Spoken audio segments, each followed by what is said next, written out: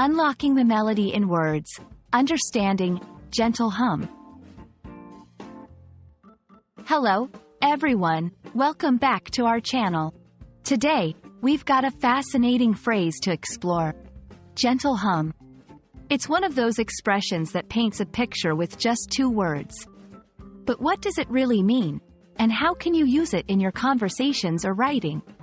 Let's dive in and find out the soothing essence of this phrase together. The phrase, gentle hum, is made up of 2 words that are simple yet evocative. Gentle means soft, light, or not harsh.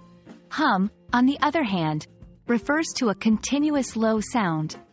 When combined, these words describe a soft, often soothing sound that's easy on the ears. It's the kind of sound that you might hear in a quiet room, where the only thing breaking the silence is the distant noise of traffic or the buzz of a refrigerator. It's calming, and it can make you feel at ease. Now that we understand what gentle hum means, let's see it in action with some examples. After a long day, she relaxed to the gentle hum of the air conditioner. The gentle hum of the city at night had a surprisingly calming effect. In the library, the gentle hum of whispered conversations created a backdrop to her studies. These sentences show gentle hum in different contexts, illustrating how versatile the phrase can be. Gentle hum isn't just for everyday conversation.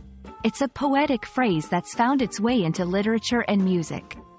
In poetry, it can set the scene or convey a mood without lengthy descriptions.